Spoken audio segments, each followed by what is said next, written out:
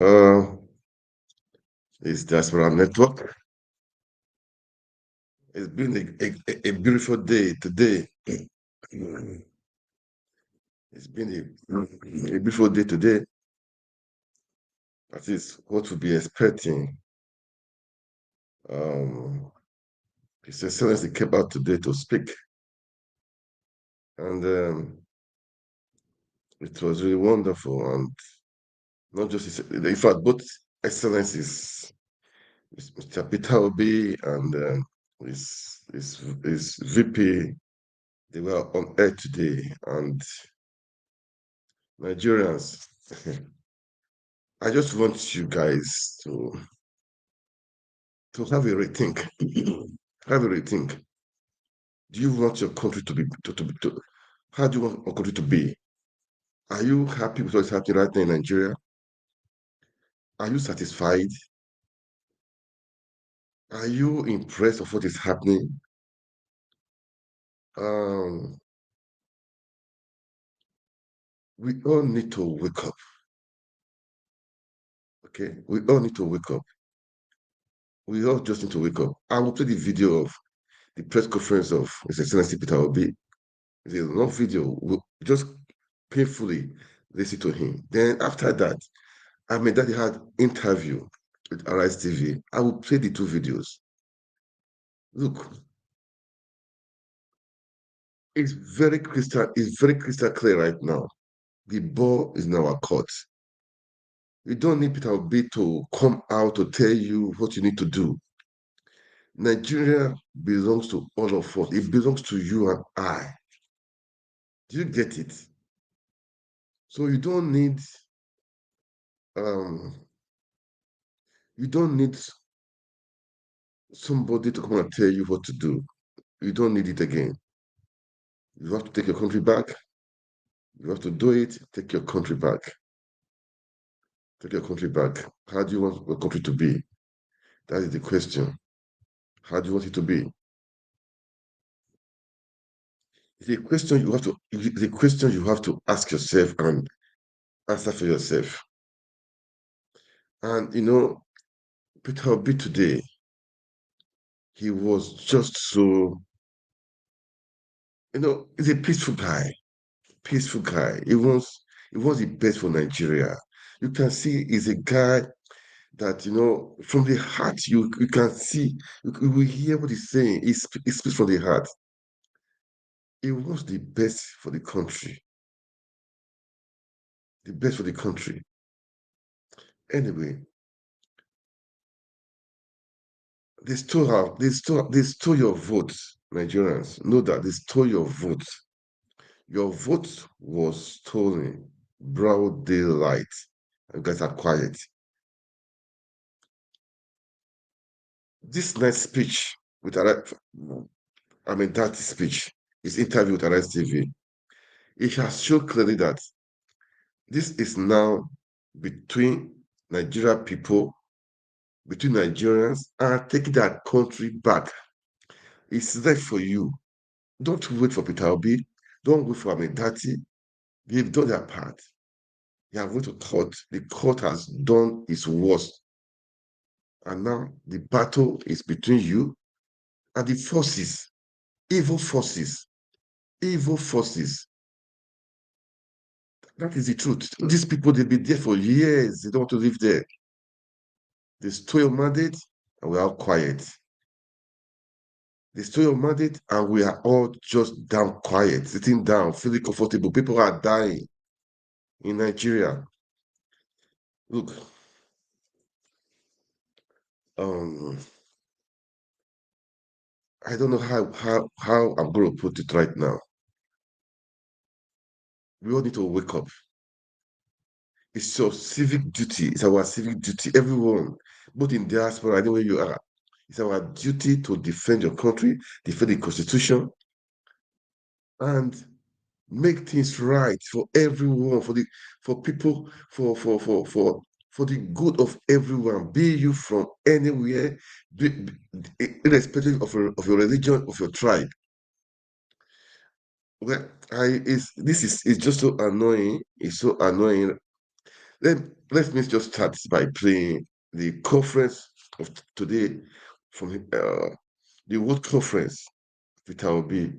It taught us. It taught us so many things. So many things. I will play that. We'll come back. We'll talk a little bit. Then we now play the interview of Ahmed Dathi. We'll play it. Guys, I want you to listen. Just listen carefully. Then take your. You have to. If you be sleeping, you have to wake up. Nigeria is in the hands of jackass, of people that don't really care about Nigeria, about your future. We need to take it back,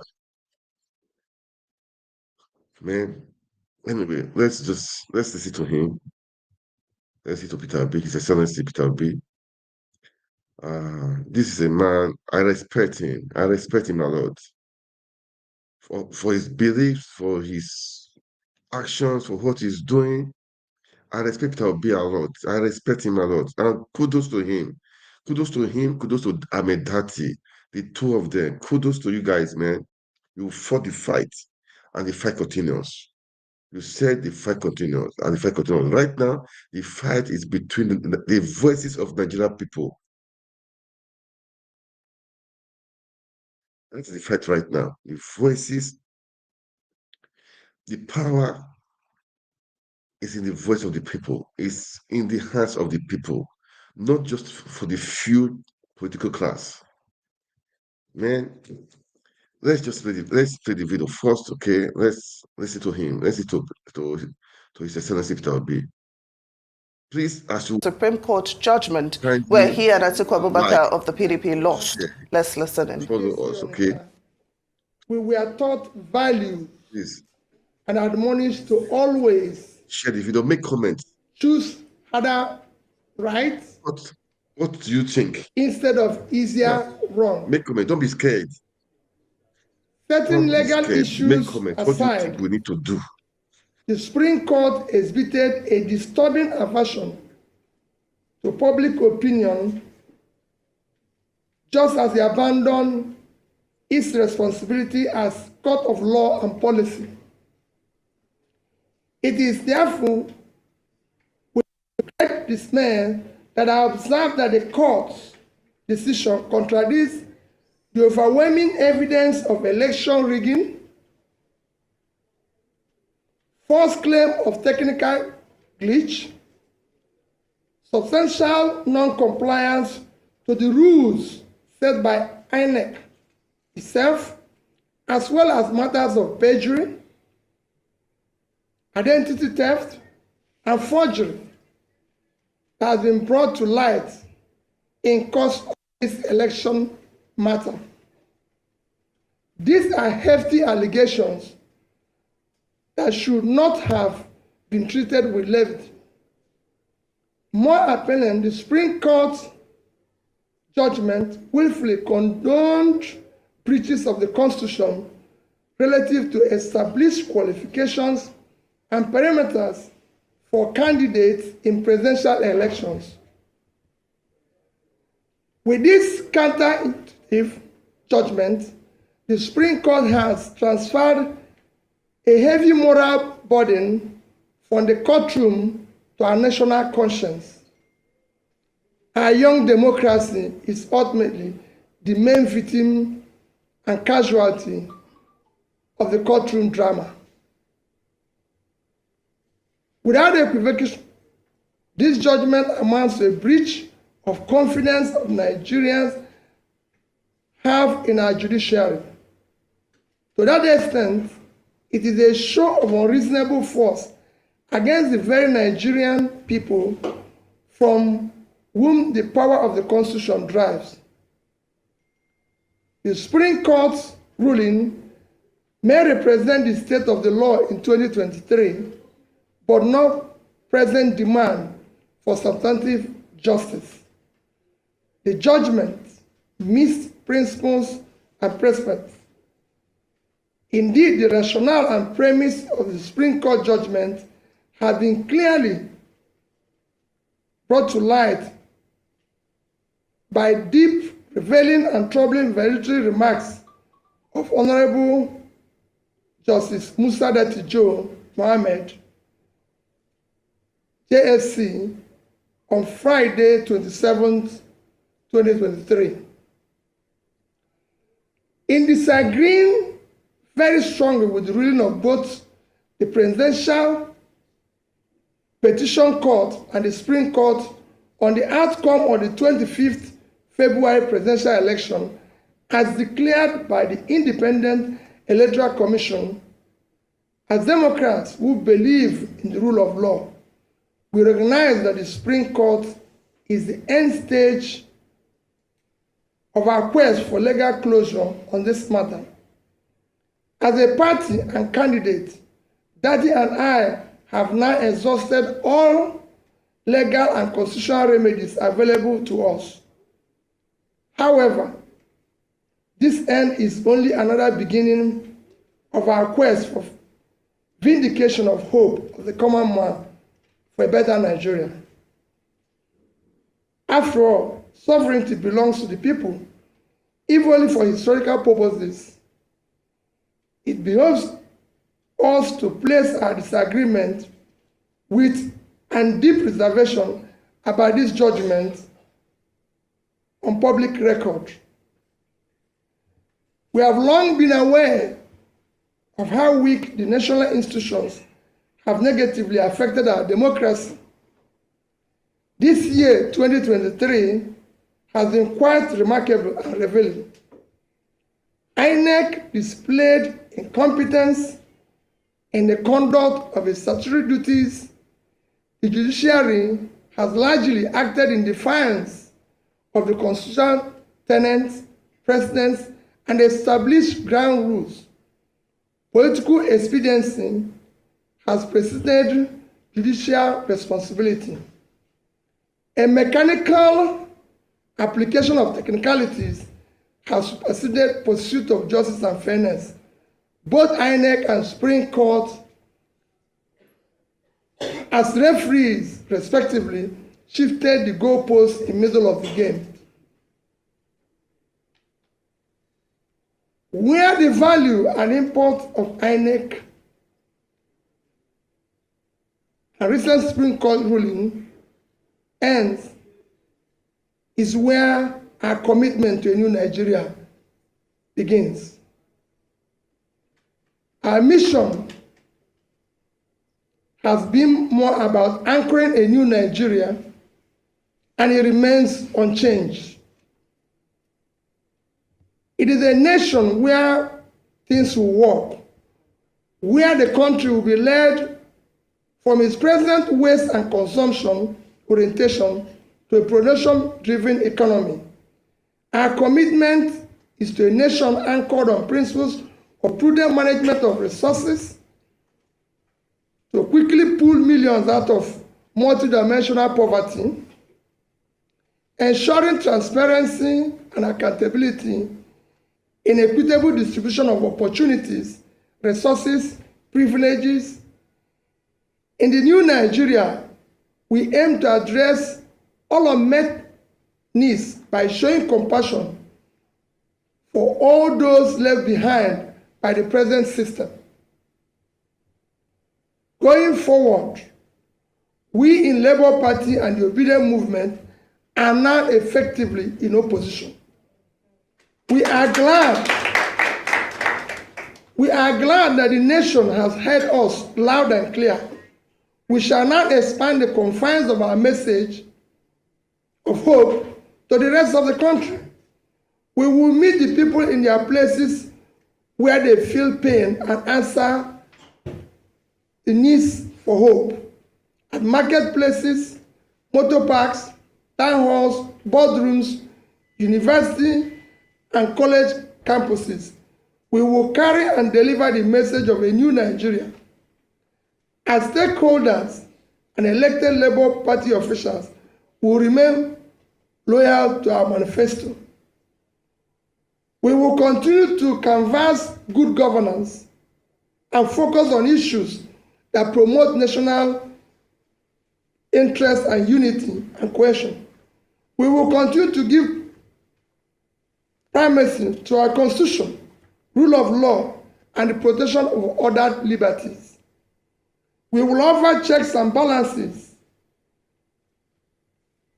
and will vie robustly in forthcoming elections to elect those who share our vision of a new Nigeria. Given the present national circumstance, there is compelling need for a strong political opposition. We shall therefore remain in opposition, especially because of the policies and governance modalities that we in Labour Party campaign for, especially the issue of reducing cost of governance, moving the country from waste and consumption to production, reducing inflation, ending insecurity, promoting the rule of law, guaranteeing the responsibility to protect and stabilize our national currency are clearly not the priorities of the present administration, nor is it interested in achieving sustainable development goals. It has one thing that has gladdened my heart in course of the struggle in the past 18 months. It is the passionate desire of our people, especially young Nigerians from across ethnic and religious divides, to construct a new and restructured Nigeria that will work for all Nigerians. The goal remains the guiding light and abiding inspiration.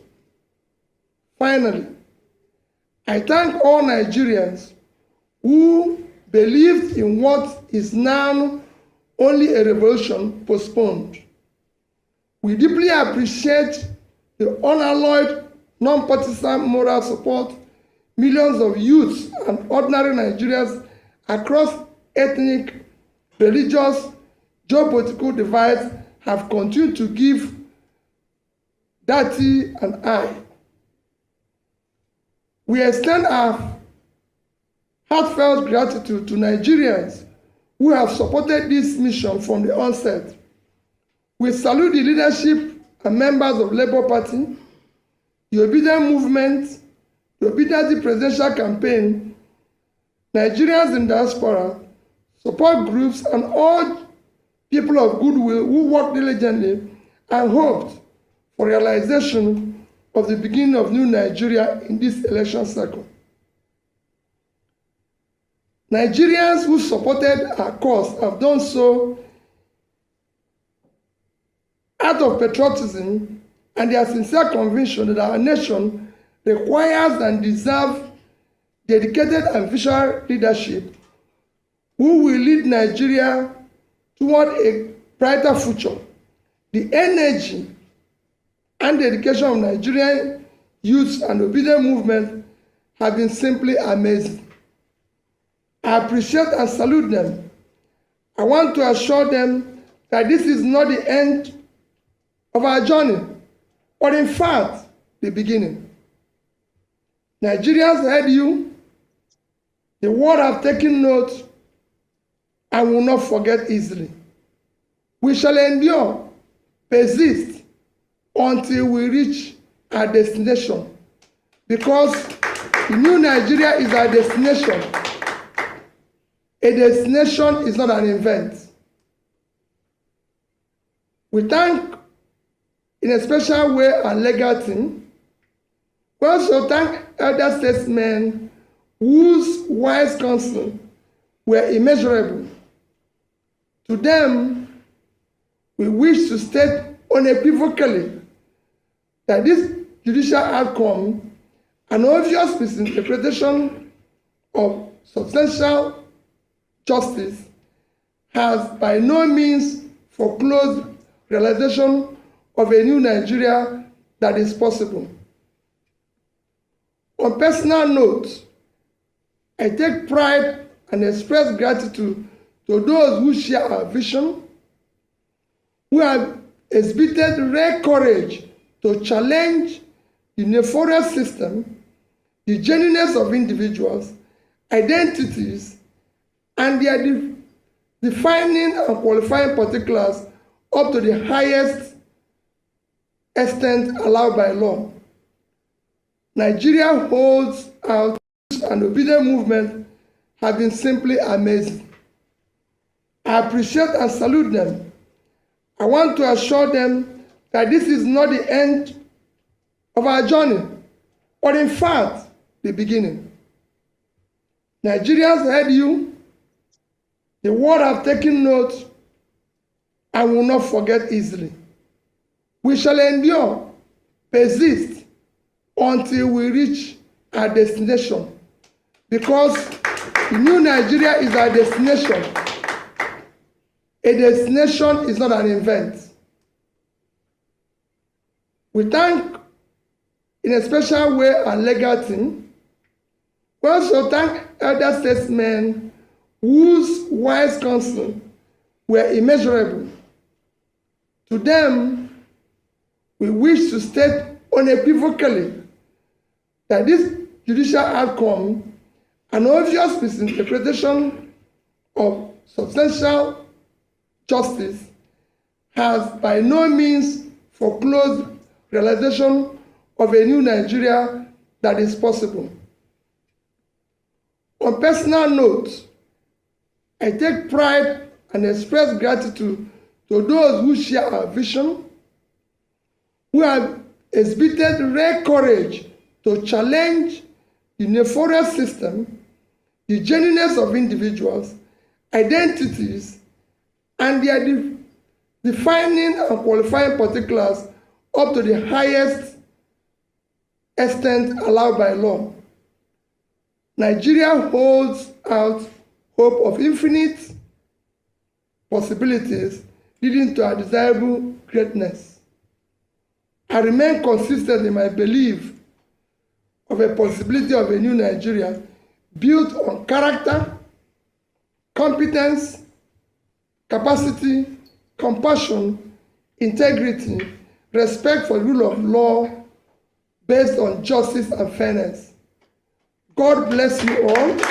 God bless the Federal Republic of Nigeria. Thank you. Oh, wow. Thank you, Your Excellency. That was a press conference. There'll be questions and answers also. Let's listen to the questions. Labour Party presidential candidate Peter Obi addresses the international media where he criticized the Supreme Court for affirming the victory of President Bola Ahmed Tinubu as the winner of the 2023 presidential election. He says the judgment is a breach of confidence that Nigerians have in the judiciary and an unnecessary show of force in enforcing illegality. Peter Obi says he disagrees strongly with the ruling of both the Election Petition Tribunal and the Supreme Court, even though he acknowledges that the Supreme Court ruling marks the end of a search for justice over the conduct of the 2023 presidential election. The Labour Party flag bearer also heaped criticism on INEC for failing to carry out its duties of conducting free and fair election. He, however, says his vision to unveil a new Nigeria that is productive, corruption-free, equitable and just remains intact. This, he believes, will be achieved by the Labour Party and the Obedient Movement playing its role as a viable opposition party while calling for good governance, rule of law, offering checks and balances against the excesses of the present administration. Peter Obi ended his press conference by thanking all Nigerians who supported his candidacy, adding that the Supreme Court ruling only marks a revolution postponed as the struggle to build a new Nigeria continues.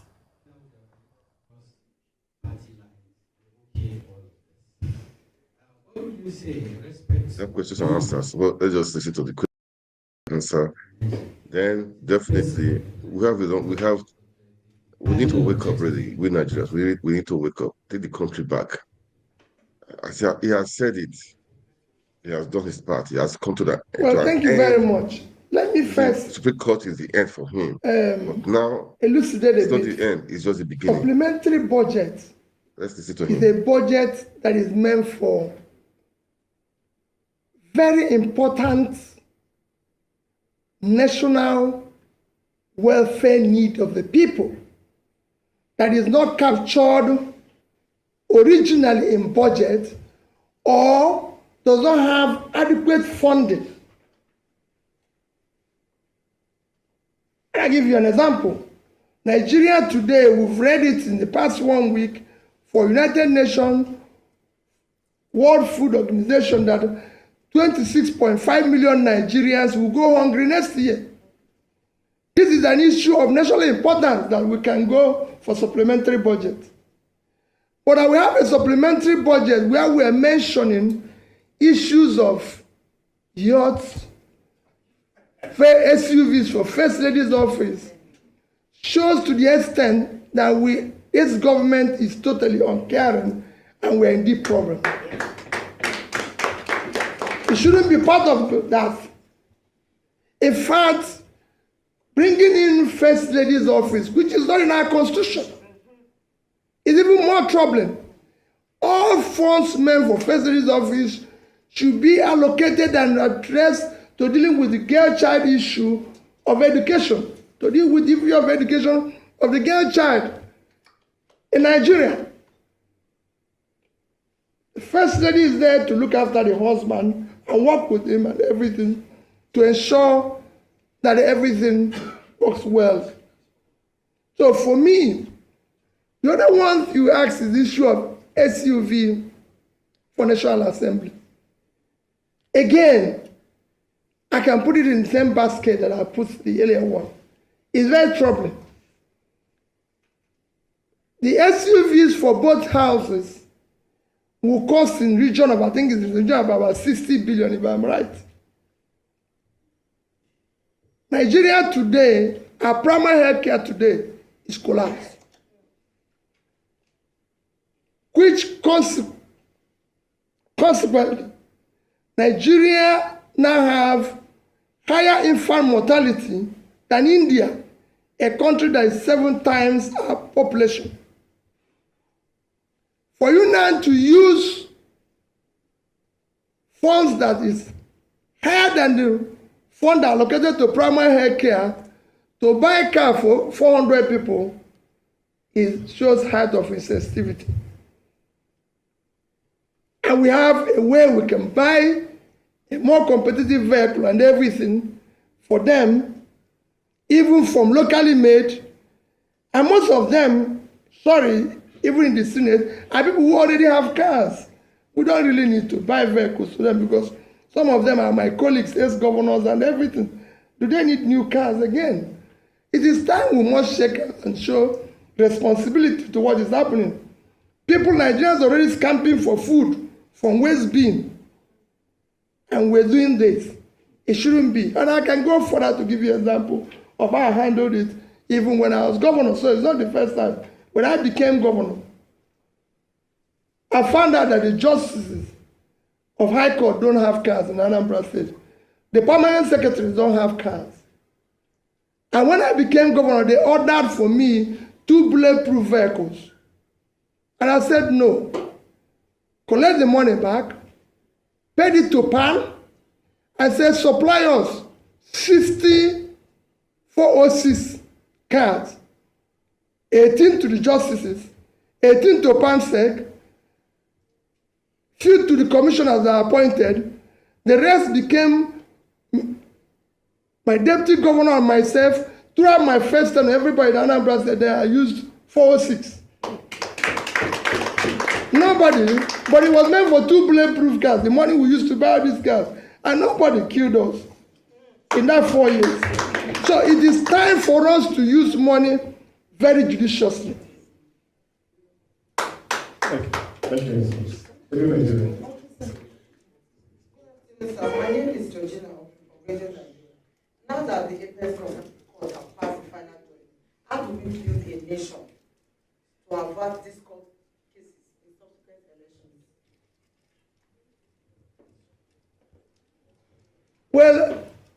Well, as you can see, everybody have done now that all institutions are broken down.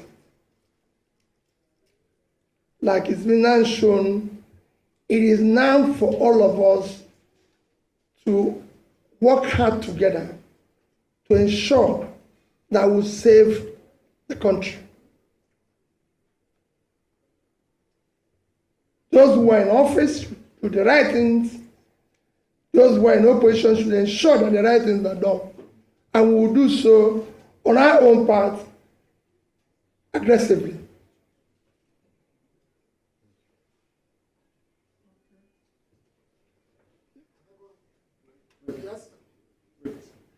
Right.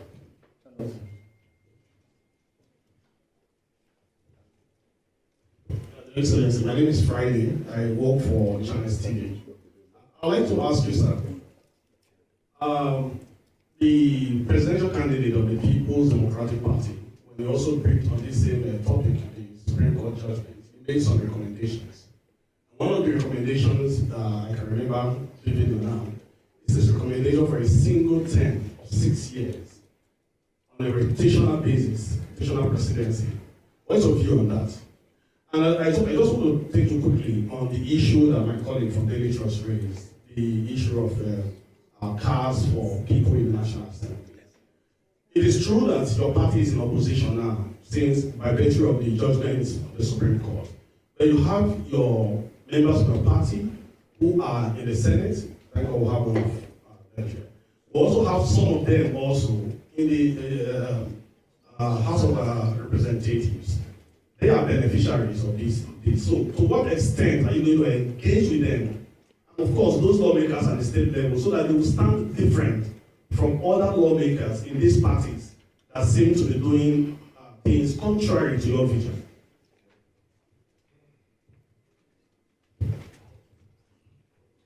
Let me start with the issue of Labour Party members in the House. I've actually discussed this issue with them.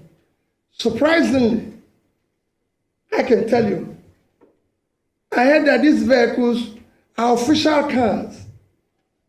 And I don't know, they have to use it. It's meant for official vehicle. So it's not as if it's their vehicle that is meant for official cars and everything. Because we can pay for it and say, listen, if it's your car, you return it or do something. But they said it's official cars.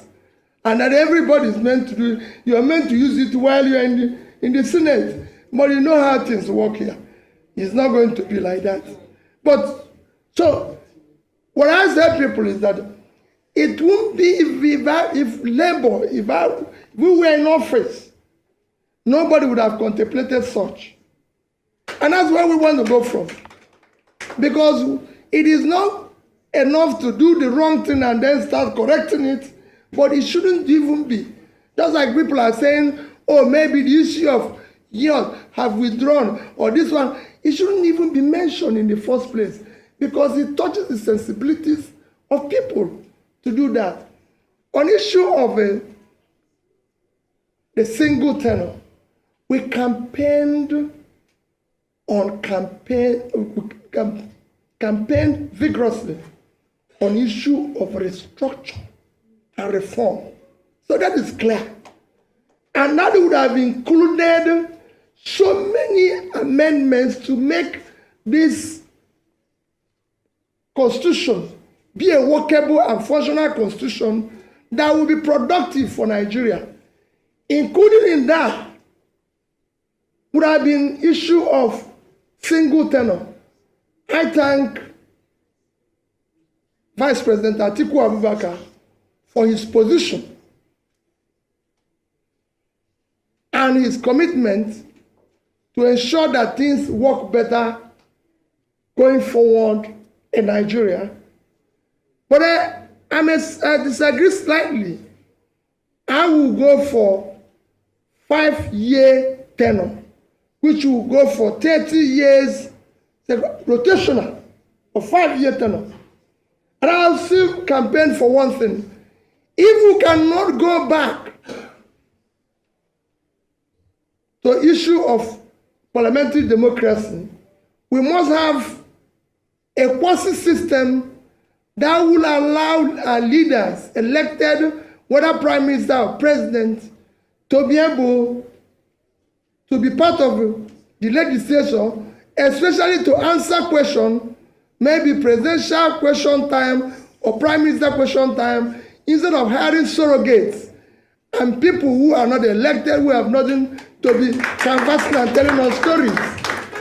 We want to hear from the people we elected now. And that is critical. It's very important. We cannot continue with this way where we are now, where people have outsourced leadership.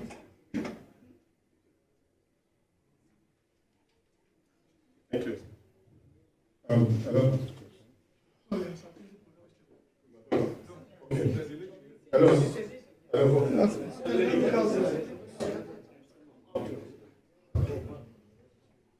Good afternoon, Your Excellency. I'm my name and I report for after the general election, there were calls for you and the presidential candidate of the People's Democratic Party to come together and unite to fight the APC government. And after the elections, people were still saying that if you had obeyed such calls, that we would have been having a different story. Do you regret not, answering those calls? And do we see you, collapsing your structure to have this kind of a thing in the future? Thank you. Thank you. We don't regret anything we did. We came out and campaigned on a new Nigeria.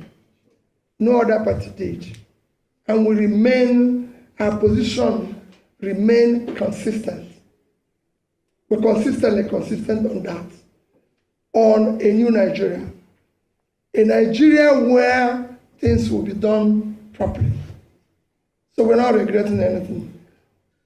We don't know who knows tomorrow. If you can predict tomorrow, I don't think you'll be here. We can't predict tomorrow, but I'm telling you where we are. Our commitment is on a new Nigeria, and we remain committed to it.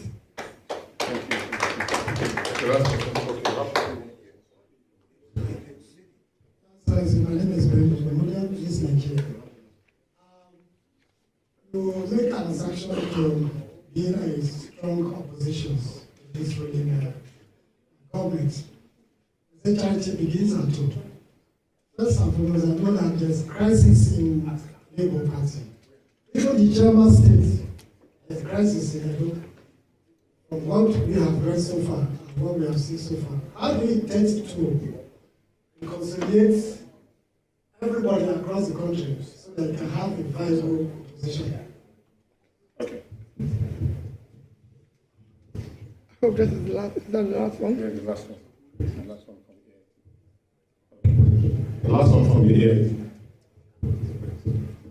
My addition is that since you have exhausted all the legal means to reclaim the mandate, many of your supporters, the young Nigerians, they are tired, thinking that is it going to remain like this with the way the Supreme Court, the Court of Appeal, and the Tribunal has settled this situation.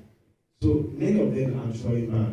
What advice will you give to them to reclaim that hope of a new Nigeria?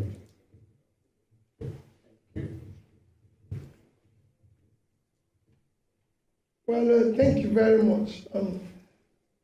That's what we just said. For us, it's a destination. We're committed to where we're going, and nothing will stop that.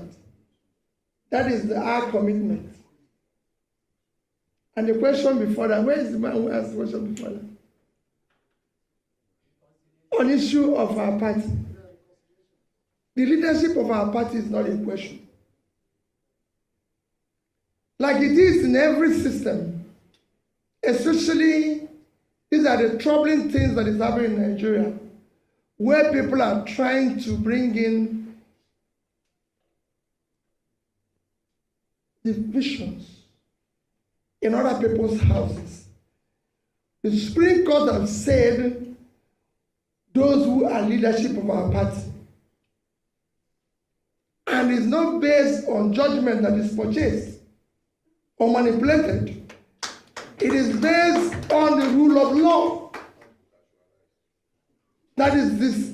This is what it is. And that will follow, and that will respect.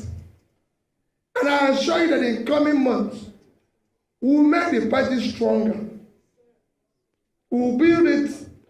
Those young people he's mentioned that are virtually tired and withdrawn. We'll re-energize them. We'll make sure that they walk down the road. We'll make sure that we carry them along to our destination. We are committed to it. Labour Party, the obedient movement, everybody will come out of this stronger, better, more committed to a new Nigeria.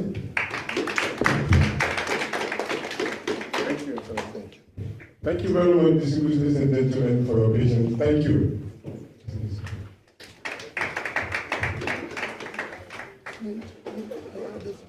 You've been watching a live broadcast from the nation's capital, Abuja, where the Labour Party presidential candidate Peter Obi has been speaking to the media on his reservations about the Supreme Court ruling and the state of the nation.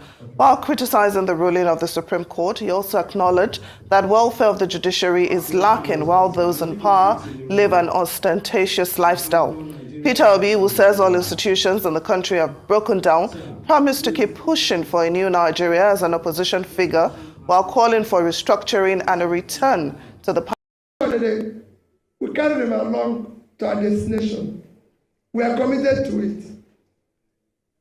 Labour Party, the obedient movement, everybody will come out of this stronger, better, more committed to a new Nigeria. Thank you, sir. Thank you. Thank you very much, distinguished ladies and gentlemen, for your patience. Thank you.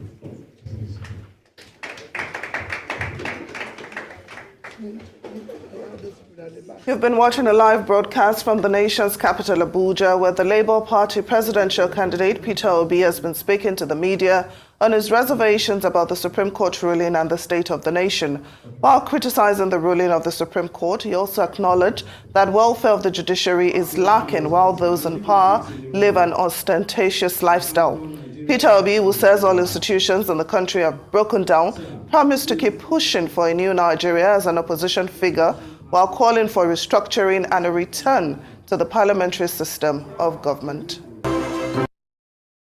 Yeah, and that was today's press conference. His Excellency Peter Obi, and we all heard him. Okay, and this evening, the verse, Ahmed Dathi had a real interview with Arise TV. I love Dathi. He says it as it is. No holding back. As it is. Look, Nigeria, the ball is in our court.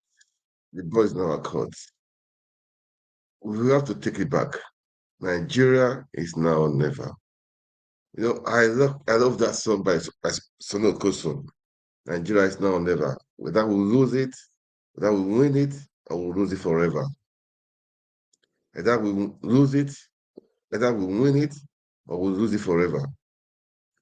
This is the time right now, man. Yes, Supreme Court has failed the people woefully. They used to say Supreme Court is the highest, is the highest hope of the common man. But man, it's just the frustrate the common man. That is the truth. And we are Nigerians, I don't really get it. Seriously. They are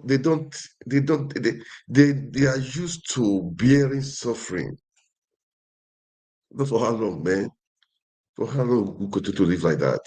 Enough is enough. We have to take Nigeria back. I will play the interview of Ahmed Dathi with Arise TV this evening. He has said it, that the power belongs to the people. It's now left for the people.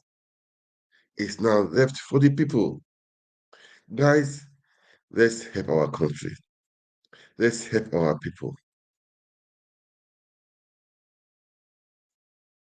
Let's help the people that are defenseless. We have, the nation is over 200 million in population. Not just the few rascals that are doing as they are doing what they like, and it's just those in diaspora, we like diaspora, we think it's not. Most of us think it's not really our business, but man, it's our business. And those people on ground in Nigeria, we really need to sit up and we need to do something, man. Uh, People are suffering. If you don't care about people, care about your country, care about your clan, your village, you just care because it's just so it's a pity. It's just a pity that uh, uh, uh, uh, uh, people are just managing, living with no hope.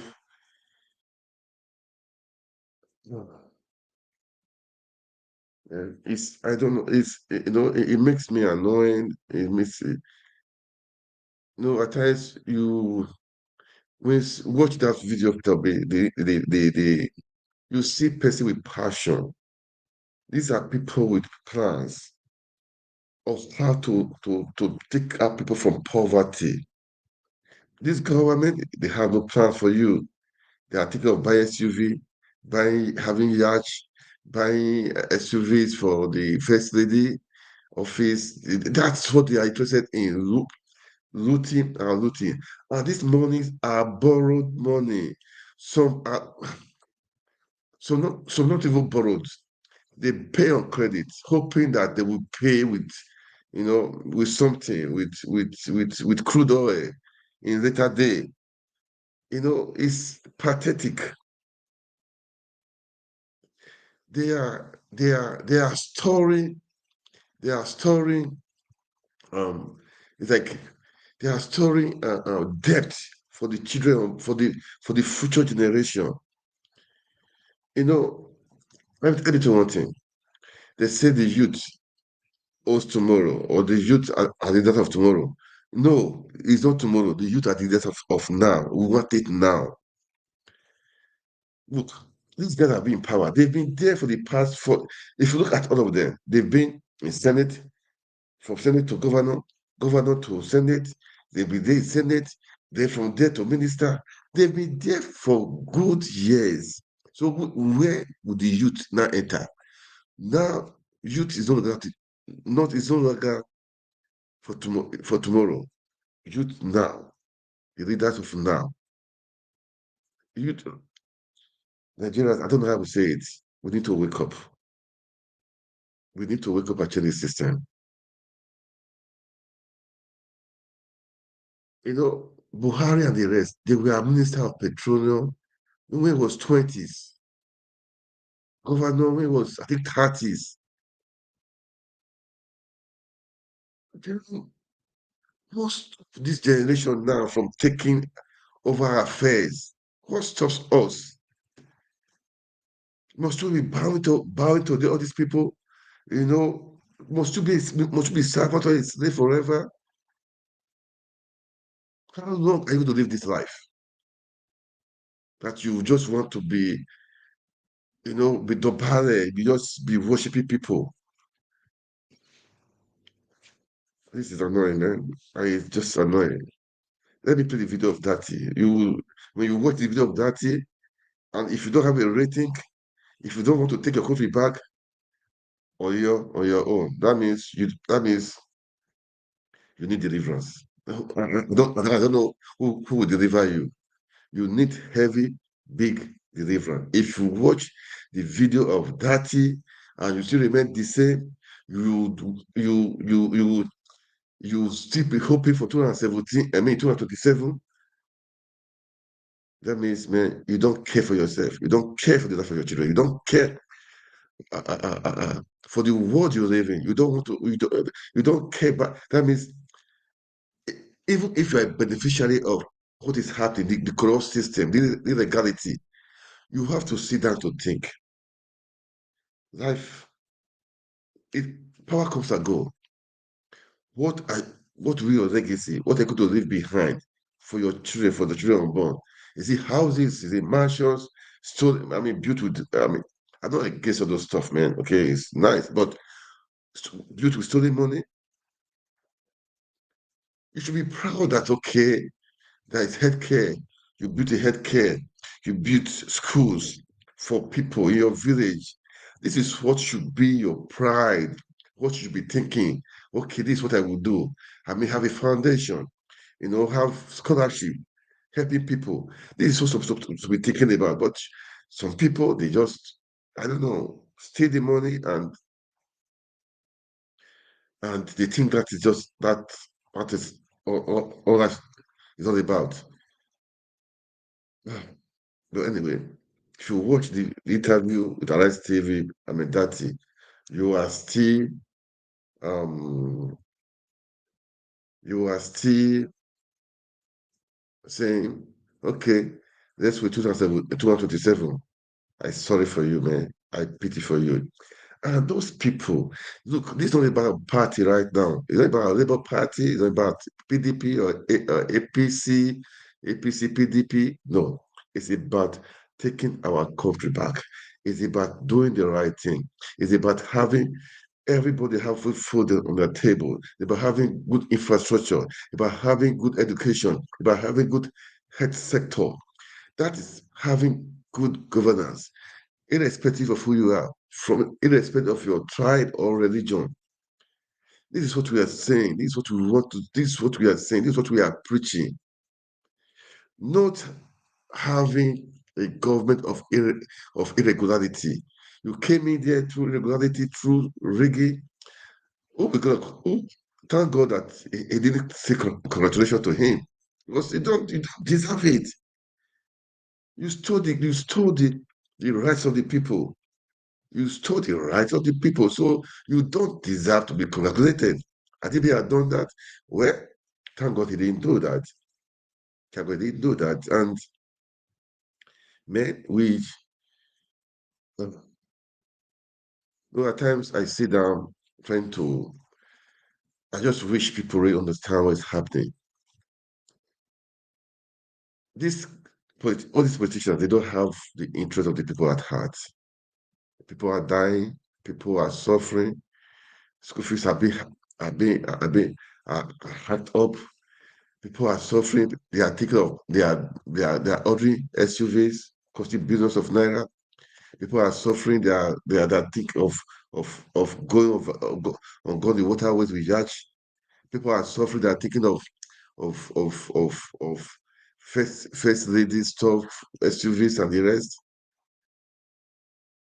Okay, okay. Please let me know what do you think? What is the next step? Because you will listen to Peter to Dati. He has said it. Peter Obi and him, they've come to the end of the road as per Supreme Court is highest of the of the land. But the people has the final say. What does that mean? I'm going to play the video. We're going to watch it. After watching it, if you are still like this, you don't want to take your country back, you don't want to do the needful, it will just be it. I mean, it it's gonna be a pity. I mean, is it? That means I would say a sorry state. When you are in a sorry state, that means man, is just um pathetic. Pathetic, man. That means it's pathetic. That means when I say irredeemable, I have to use that word because I believe in possibilities. I believe anything is possible. So I will say irredeemable. Okay. But if you watch the interview of Amindati, you are still saying, I'm from here. I'm from here. So I will support this person because I'm from here. You need deliverance, big deliverance. Because man, this what you are saying. I don't care from where you come from. If you can fix the country, when you come in legally, legitimately, fix the country. I don't care where you come from, man. I don't really care. That is the truth. Have the people at heart, man with integrity. man with vision, man that that is ready to deliver, man with selfless service. That's what we're taking. That's what we're taking. That's what we're saying. That is why the Dathi and Peter Obi, the tag team was suit for Nigeria. Was suit for Nigeria. And I thank God for all the youth, all the obedience, how they came out to vote. Despite the threat, despite what happened, they came out. But the bar system, the system of criminality disappointed them, disappointed the youth. Now they go back to that share. Guys, we need to wake up. Don't go back to your share. You are a winner. Winners don't quit. Winners don't quit, and quitters don't win. You are a winner. Don't quit. Don't quit. Now is the time. Now is the time we take the country back. Now is the time, man. And Nigeria is blessed. We're so blessed. Really blessed, man. Blessed. Naturally, human resources abound everywhere in all sectors. So nothing can hold our country back. Nothing can stop us. Let's visit to Ahmed Dathi his interview with Arise TV this night after the World Press Conference. So we had the interview with Arise TV. Okay, so let's listen to him. As I said, if you listen to him and oh God, taking our country back, making Nigeria work again. That is the thing. All right, guys, let's listen. But as you watch, please kindly like, share, make comments. What do you think, man? What do you think? That's what I say. What do you think? What do you think we are going to do? You know, I'm not against anybody, man, but I believe in doing things, um,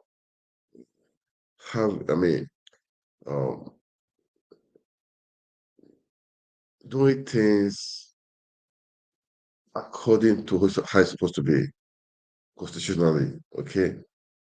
No regulation, no killings, no using of MC Romo and his cause and the rest of regulation to threaten people. We don't do that. We don't do that. Let's play this video, guys. Like, please, like the video, share, and make comments, all right? Let's watch.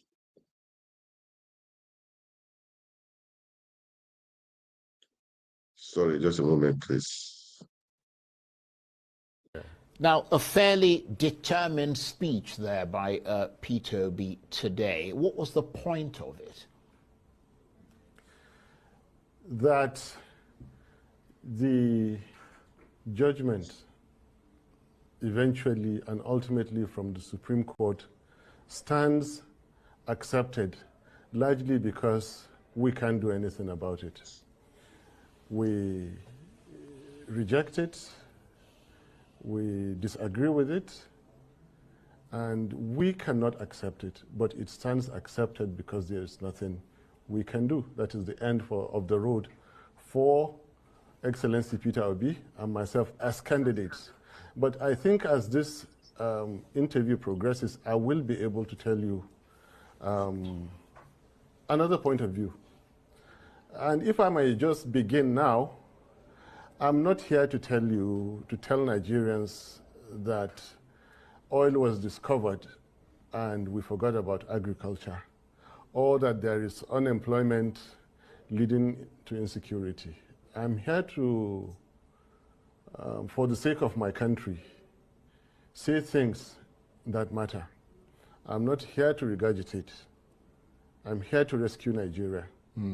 Well, let's move methodically in that regard, because before the swearing in of President Tinubu on May the 29th, I mean, to give this a bit of historical context, you were emphatic and clear and almost urgent in your call for Mr. Tinubu not to be sworn in.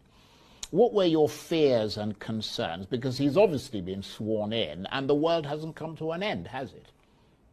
Nigeria may come to an end if the world doesn't come to an end. But very valid question. I feared for Tinubu himself, for himself, from himself. I feared for the reputation of Nigeria. You see, the international profile of global leaders has risen astronomically, to the extent that royals even discipline their own. Look at the profiles of gentlemen like Xi Jinping of China, all across the world. All of a sudden, we were faced with the dilemma of having to present to the world who our own president to be was. And I was one of those who knew that the answers were not good. The whole country would be put to shame. The last time I spoke, I nearly brought Tinubu's ambition to a screeching halt. This is evident by the events that followed immediately afterwards. One minister wrote the DSS on his company stationery. I don't know how that is possible. And another minister, skipped ECOWAS, skipped AU, and went all the way to Washington to report me. And Nobel laureate, a very, very senior citizen, inviting me to a national debate. And I'm not that smart enough, even though my dear good friend Chimamanda acted on my behalf. And then DSS coming out a week later, under duress, of course, you could see, to do the bidding of that minister. This shows they were scared. My simple point was that no constitution or any part thereof shall be breached in order to install a president. And if that is done, that presidency will remain unconstitutional. And I remain on this point. I pointedly say he must not be sworn in. They have gone ahead to do it. It is not the first time. Out of 16 heads of state stroke presidents of Nigeria, 9 were not elected. 7 were, out of that 7, 1 still part thereof shall be breached in order to install a president. And if that is done, that presidency will remain unconstitutional. And I remain on this point. I pointedly say he must not be sworn in. They have gone ahead to do it. It is not the first time. Out of 16 heads of state stroke presidents of Nigeria, 9 were not elected. 7 were, out of that 7, 1 still remains challenged, Alhaji Tinubu. Challenged. And that is because of the constitutional breach. Now, my attitude from day one was that, based on experiences, let's forget anything electoral. I know the system deeply. My boss, Obi, knows the system deeply. Let's go for the constitutional point. Yes, of course, there is that issue of the forfeiture. There is the forgery. But the clearest one we could get was on the FCT point. Now, get that FCT point, get him not sworn in. There are at least 2 other constitutional channels while sustaining democracy that we could have followed, but they wouldn't. Right. Well, in that regard, it must have been another aftershock for you then, because both the Election Petitions Tribunal and the Supreme Court have affirmed President Tinubu's victory. I wonder to what extent that has left you personally, politically shaken and unsure of the ground. Point of correction. Talking about. Point of correction. And this is where I respectfully differ. And it is within my fundamental human rights and constitutional rights to differ. The petition court and the Supreme Court, please quote me on this, did not actually affirm the success of Tinubu's presidency. They upheld the unconstitutionality of that election. And they are happy for it to remain so. And they have the power. Nobody can do anything about it. That is why we said it is an unreasonable show of force. If there was something we could do, we would stop it. But we are law-abiding citizens. That is why I'm here sitting with you today and still complaining. I was not shaken one bit. I will never be shaken by certificate forgery, by forfeited money over narcotics. I will never be shaken by IREV switched off in the middle of the game when they saw us winning. Labour Party won 2023 presidential elections. No doubt about it. They are cheats, they are bullies, and they have taken full advantage of the situation in Nigeria. When you ask me what is the situation in Nigeria, I will go ahead and tell you some fundamental things that say why we are in this situation today. Right. Can I go ahead? Yeah, but let me ask you this, though, yes. Because you're making the point, the points you're making, obviously, as you said, it's your right to air your sort of yes. assessment, but we are now unquestionably in the Tinubu era, and he's clearly made some bold moves since he was sworn in on May the 29th. What do you think his presidency has delivered so far? Disaster. There is nothing bold or special about making appointments. Anybody can make appointments. Any right-thinking businessman, I like this guy. any it's a public disaster. servant can make appointments. There is nothing. People jump over you, pay money, buy appointments. Most of the appointments you see are well, that's an for. allegation we can't substantiate, of course. Anyway, what I'm saying, there is nothing about making appointments. You should be talking about the Naira has fallen down to 1,250. You should be speaking about 26 Nigerian soldiers that were killed in neighboring Niger State, something that has never happened in all Nigerian military missions throughout Africa. Nigerian military are dreaded because they are good, they are professional, yet in our backyard they kill our soldiers under Tinubu. What is bold in having your soldiers being killed? To rub it in, they followed with killing another 8 soldiers. To rub it in, villages, almost on daily basis, that is the news, everywhere in Nigeria. This man has delivered nothing and is poised to deliver nothing. Well, they have not moved an inch Nigeria from consumption and waste to production, and they will not do it.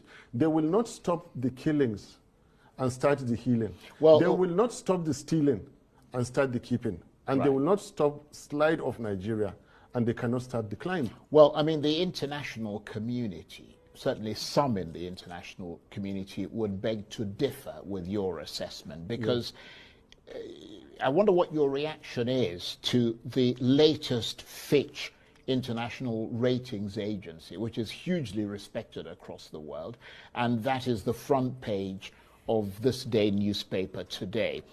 Fitch has rated Nigeria's credit worthiness as stable. It's given it a B-. I mean, surely that suggests that international confidence, and it did actually say that, in the Tinubu government is growing. Well, can I just make the point? Even though, in fairness to some of the points that you're making, according to Fitch, that rating is constrained by what they described as weak governance, low non-oil revenue, security challenges, which you talked about, high inflation, low forex reserves, and weakness in the exchange rate framework. Nevertheless, for somebody who just started in office about 5-6 months ago, to have that kind of rating from... I have a lot to say. Yeah, go ahead. To have that kind of rating is pretty impressive, isn't it? Charles, it would have been more productive if you listen to Nigerians on the streets. more productive if you go into the villages and find out from those whose families are abducted, find out from average Nigerian worker when they go to buy foodstuff in the market. Not Fitch. Fitch don't know you. They don't know Nigerians. They don't know. Look, I live on statistics. I eat, I sleep statistics. So does Obi. We create statistics. Yeah, really. But Fitch are the people who give... Are you forgetting... Who impress the international community to bring their investment into this country? Are you forgetting the likes of Fitch and those rating agencies are those who were largely responsible for the 2008-9 financial crisis? But look, let's not go into those lines. Let's come back to Nigeria. All I'm telling you, you're looking the wrong way. If you want to know what's happening in Nigeria, come to us in Nigeria and don't read those statistics because they are misleading. They always speak about growth. It's not growth actually that matters, those figures that give you, because there is nothing as misleading as far as welfare is concerned as growth. The stethoscope you use in measuring the heartbeat of an elephant, for example, China, cannot be the same one you use to measure the heartbeat of a rat. Smaller countries, I won't call any country a rat. Do you understand? Leave that aside. Let's come back to Nigeria and speak about what is happening in our streets, in our villages, in our markets. These people have not done any bold step. The only bold thing they did was to shut down IREV. The only bold thing they did was to misapply force on the weak Nigerian institutions that we have. Now, ask this question. For someone that has been playing God, in quotes, for such a long time like Alhaji Tinubu, and it is time for a mortal, like maybe Obi, or somebody to put him in his right place. For someone who has wielded so much power in a country like Nigeria, where is that power in the last 6 months for them to apply in our welfare and our security? They cannot do it. They are in power for themselves, for their ego, for their wealth, for their comfort, for their own considerations, not for Nigeria. We are pained about every soul that is killed, that is abducted and killed. We are pained by every naira that is paid as ransom. And we are committed to stopping that. And stopping we will. And I'm telling you, give these people... You mean as a member of the opposition? Stopping we will whenever we get the power to do this. So between now... yeah, sorry, go. Let me finish. Mm-hmm. Where is the power? The same kind of power they used in getting Mahmoud Yakubu 4 a.m. to declare them against the provisions of the Constitution. Where is that power? To prop up the exchange rate of Naira, to stop the killings. They don't have it and they will not do it. Well, you did say that you wanted to move forward because obviously we've established the fact that the election is over. You have grievances against the results, but he's been affirmed by the Supreme Court. You said methodical. Let's now be methodical.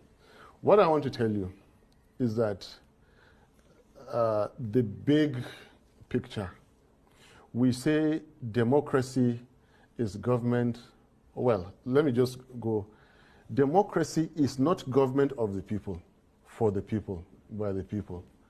Democracy is government of the people who have earned their rights, for the people who can protect their constitution, by the people who can exercise civil liberties. So given what when they say people, what kind of people? The people who will fold their arms while their constitution is violated, then democracy is not for you. I have said it.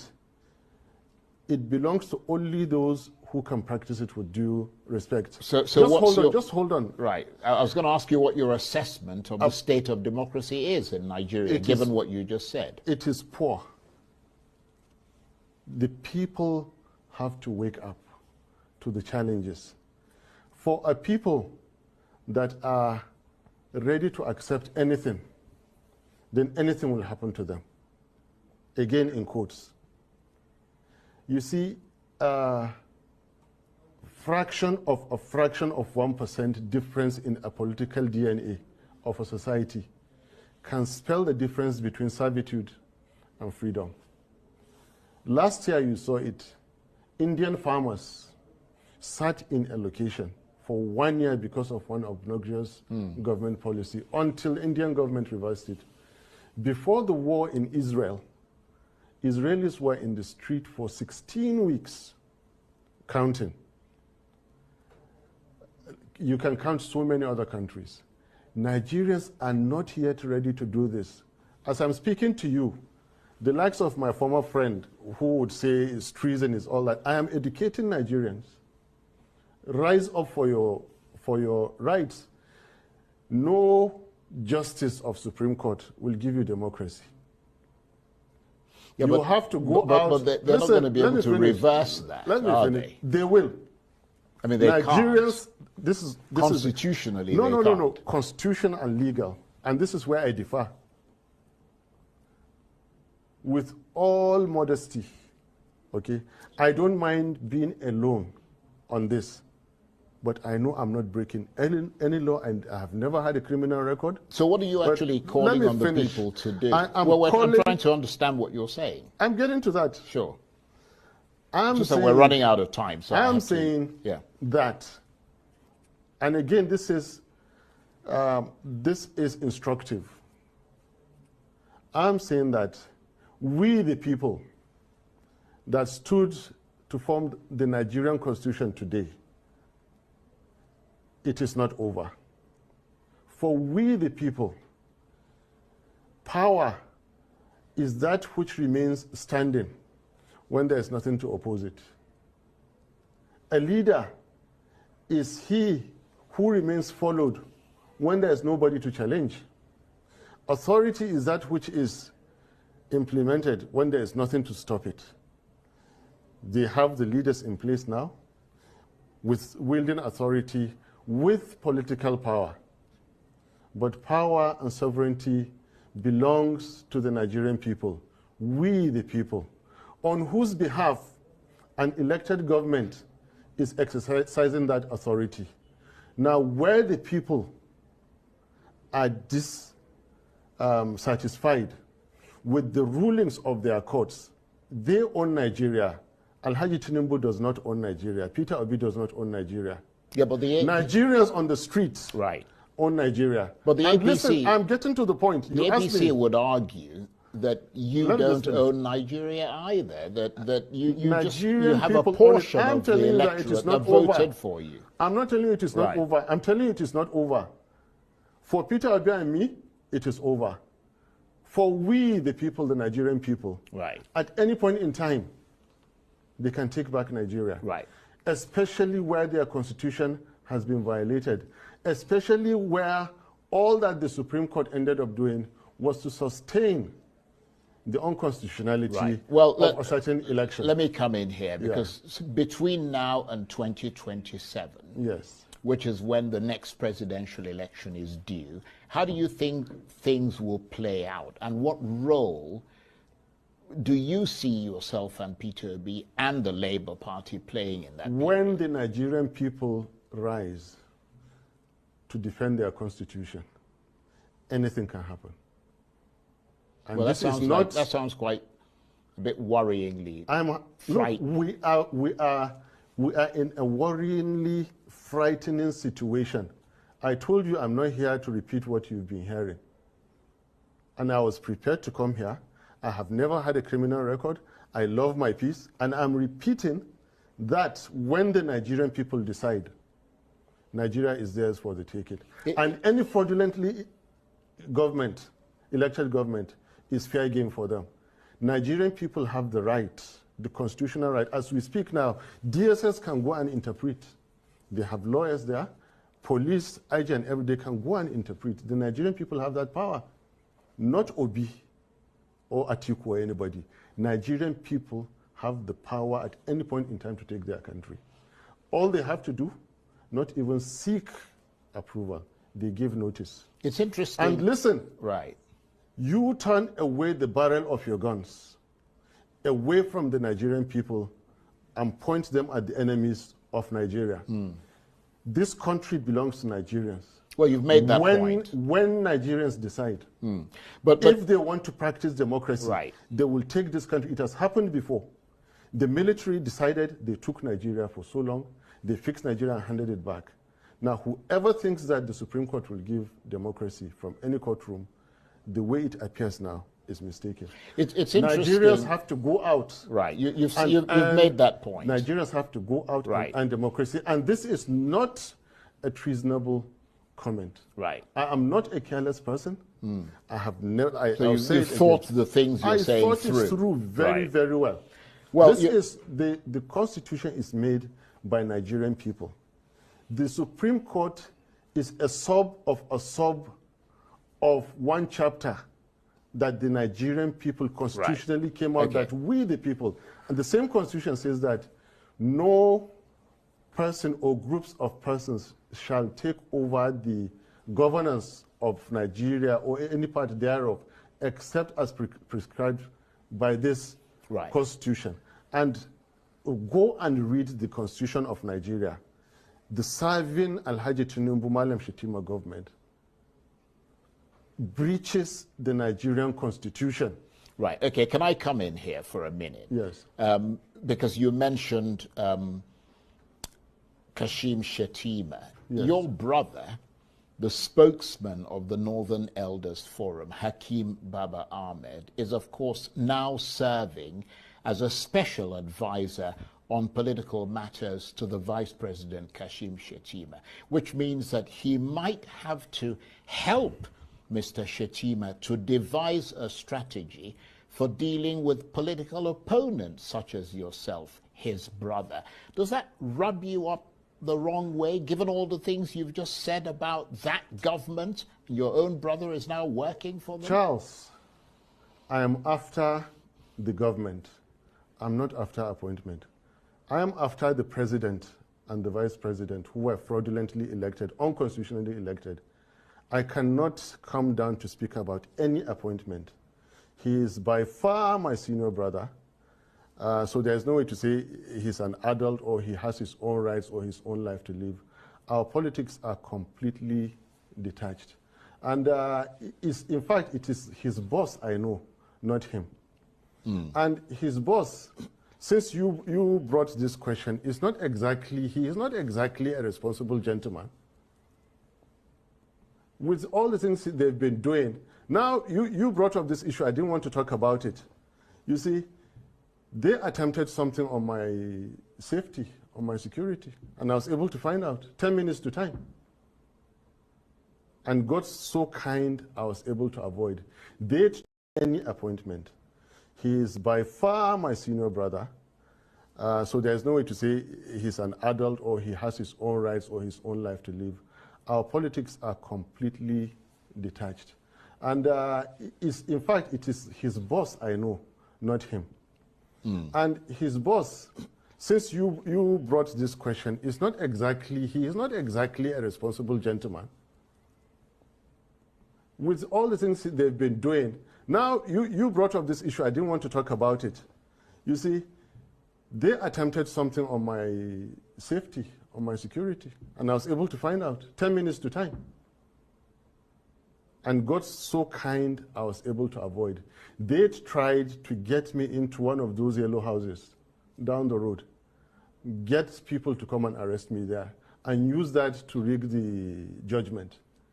I became so inquisitive, and I dodged within 10 minutes, only for me to come and find out, based on strong suspicion, where it came from. And with what I see, then the strangulations in Lagos in the past, yes, they happened, and they were for a reason. The people gunned down in Borno State, it happened, and yes, it was for a reason. I think Peter Obi and myself have been lucky to have stood today to give that press conference. So the least, taking my senior brother to give him an appointment, is the least of my worries. I'm not worried about any appointment. Right. Well, let me bring in another. If he likes, he can go and take the entire Baba Ahmeds and give them ministers. I don't mind. Well, let me try. I will still. You'll still stand by the things you say. It is an unconstitutionally which is Supreme impressive Court that you stand firmly by your beliefs. Yes. But you were called fascist by the Nobel laureate Professor Wole Soyinka because you and Peter Obi claimed you had won the election. He used those words.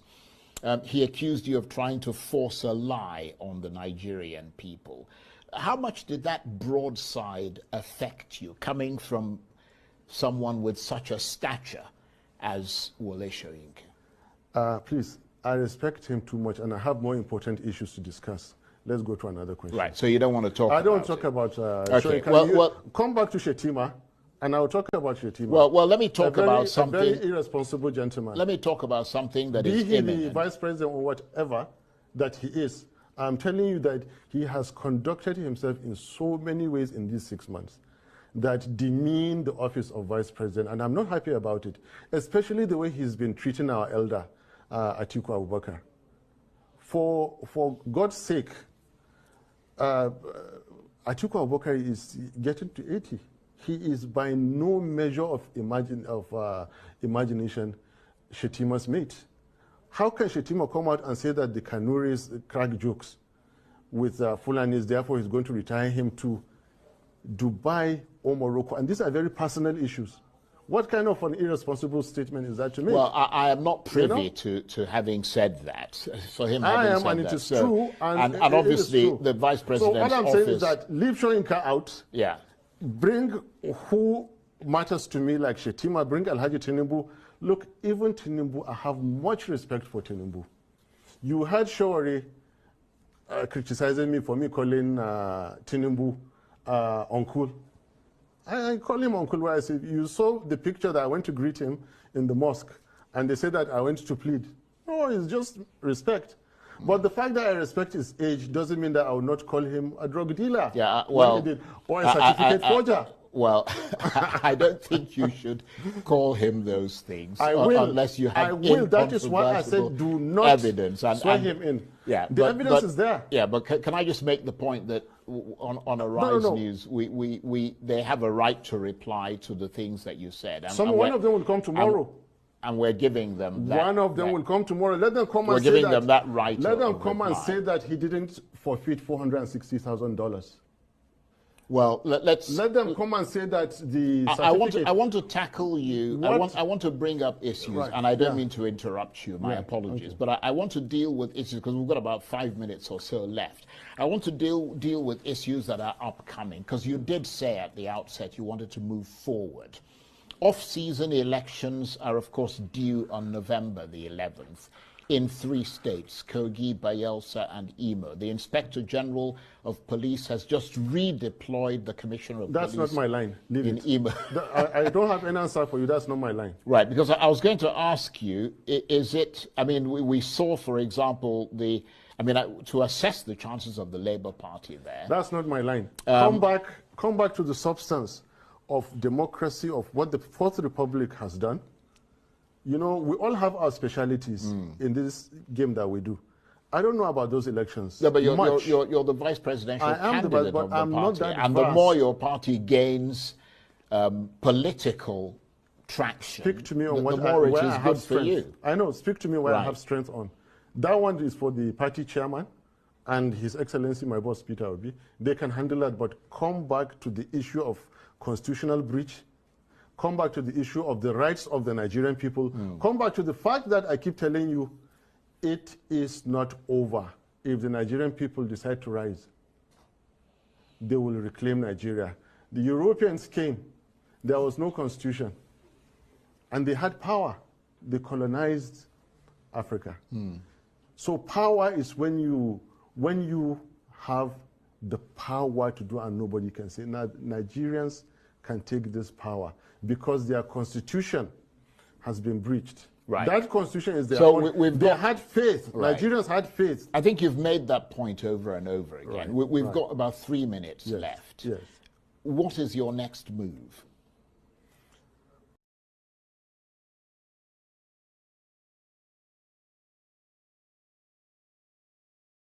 Wow. Wow, wow, wow, wow. That was the interview today. I was expecting it to, that was just about 2 minutes to the end anyway. So, I mean, it was a full video. You can see it was a really full video, man. Look, you've watched this video. You've listened to what His Excellency said. Peter Obi said during the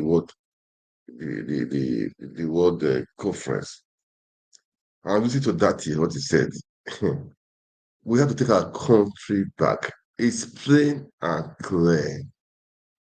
You don't need to hear any other thing again.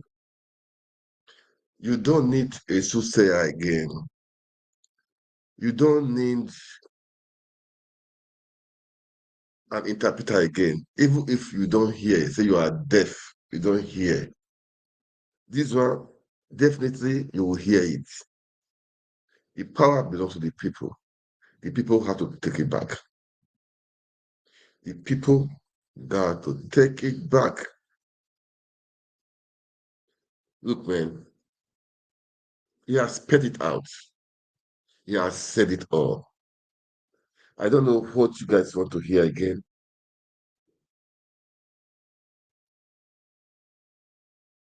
We should not condone irregularity.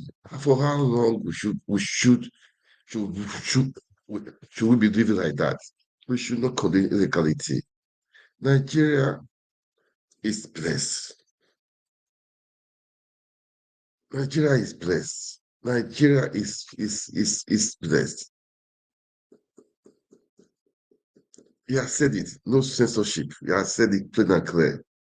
Supreme Court has failed the people. Number one, INEC failed the people. From there, Supreme Court failed the people. Now, Nigeria, the power belongs to you. The people owns the power. They have the right to take anything back they want to take back. That's what I have to say. You've heard me. I will make this rebroadcast again. I'm going to do it, this rebroadcast. I want it to sink to everybody's ear. First of all, I played the President Obi's press conference. The press conference, you heard it, what he said. After that, I played Dathi. Dathi, you heard what he said.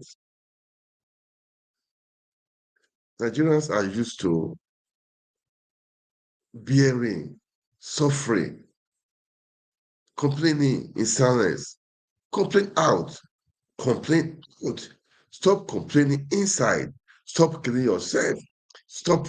People are jumping to the lagoon. People are hurting themselves. People are suffering. School fees are being hiked. And meanwhile, the salary is the same. The jobs for people, they are silent. People are stealing money. They are buying SUV. They are talking of yacht. They are talking of first lady SUVs. They are talking of of senators and reps having SUVs for what? Yes, they say it's official car. Look, we have to fix the people first. The people are suffering. Healthcare is poor. Education. Oh, I saw a video.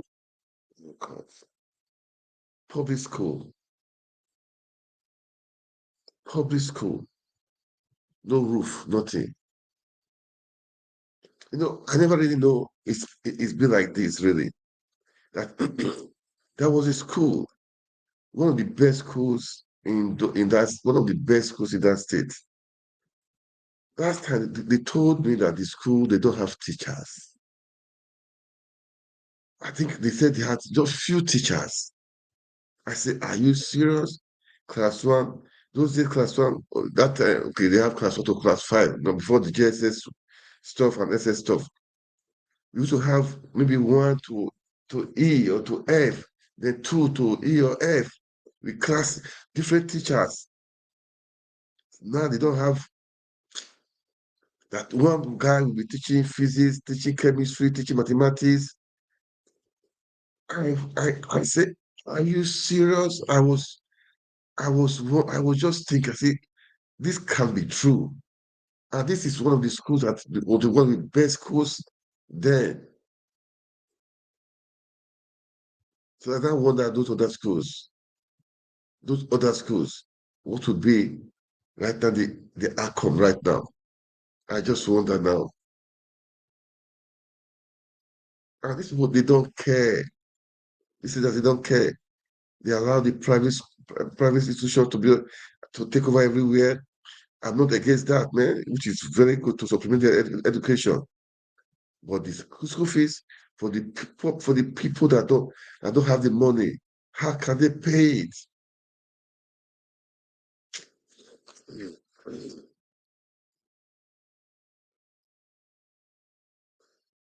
Look, guys, defend your constitution. The voice of the people is the highest constitution. It surpassed the court, the Supreme Court. If the country is doing well, it depends on you. If the country is doing bad, it depends on you. Stop blaming the politicians because you have the power to change what you want to change. Enough is enough. You have the power to change what you want to change. Enough is enough. All those in diaspora, those obedient, please, now is the time. If you don't give up, if you don't lose hope, the battle has just begun. We heard Excellence Peter Obi saying that the battle has just begun. This is just about 18 months. The battle has been just about 18 months. And we've done excellently well. Kudos to everyone, but we should not give up. We should not give up. That is the slogan right now, taking our country back, making Nigeria work again. The voice of the people must be heard. It must be heard, and it will be heard. And it will be heard.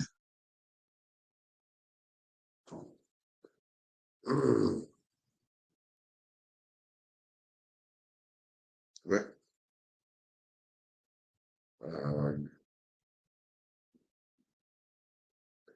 let me say one thing. What we are doing is not personal thing. It's not for personal interest. I don't know Peter Obi. I don't know anybody in the Labour Party. I don't care to. I don't want to know those people. I don't really. For me, I don't belong to any of. I don't. I don't know. What was? It's not for personal interest. Don't know that somebody will say tomorrow. No, we want the goodness of our country. We want our country to prosper. We want the people to.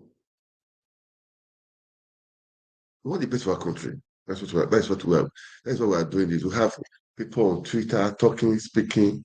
They just want the best. They want people to know the truth. They want people that are suffering to come out of that poverty, out of that slavery, out of that bondage.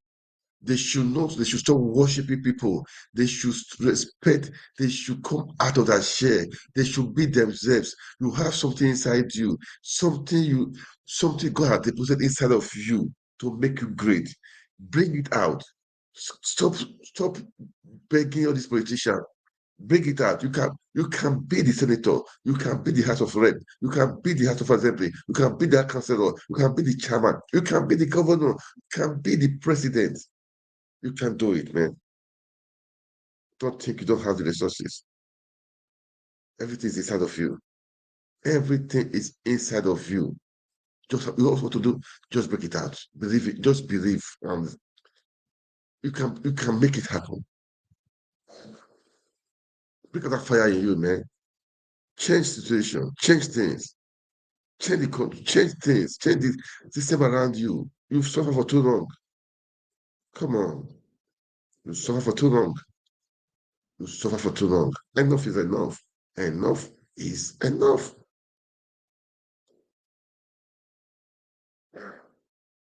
According to that senator, you don't be lying. If you talk, you die. If you don't talk, you die. So just talk. Talk. Quiet, you are dying, you are killing yourself, jump into the lagoon.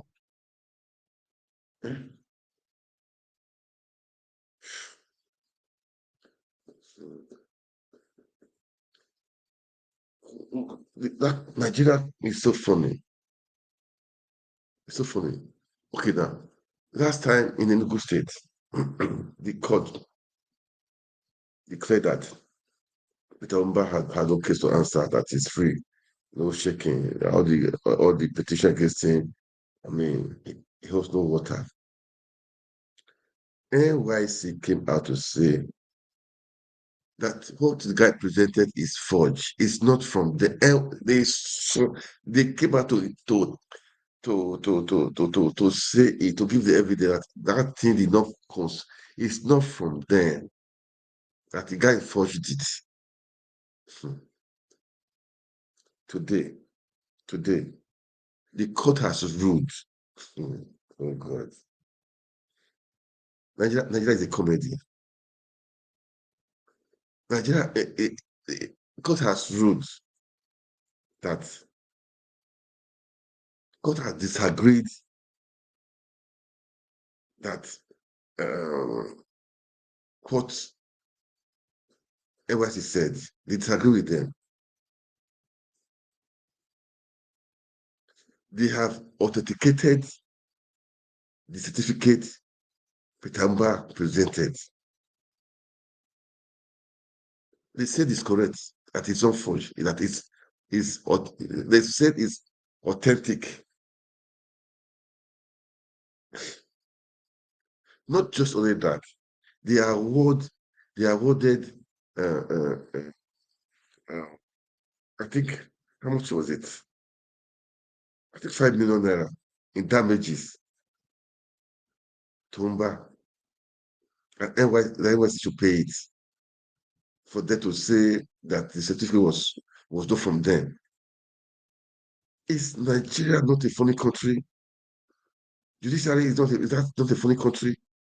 I mean, judiciary is that a funny establishment?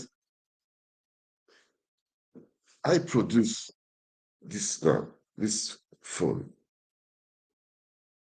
Somebody said, I produce iPhone. Somebody brought an iPhone.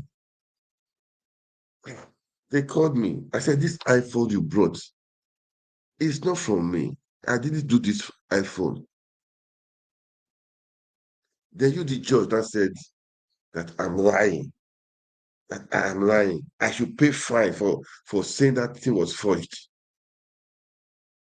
It's me that it's from my office. It's me that I own it. I see this one. It's not. I did not do this iPhone. This I know my iPhone. I do. You are saying I'm lying. Nigeria, God help Nigeria, man. God help Nigeria. Nigeria, God help Nigeria. I don't know what to say, but the power is in our hand, guys.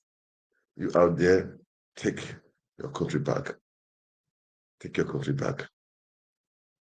Ahmed Dathi has said it all. He has said it. Judiciary have failed. INEC has failed. Now, Nigerians, don't fail yourself. Don't fail your children. Don't fail the people yet unborn. You have to take your country back. The word is enough for the wise. With this, I'll call it a day.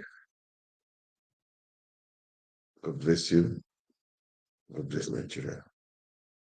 Definitely, I will make a podcast of this. I want you to like, share, make comments. What do we do next? What is the next step?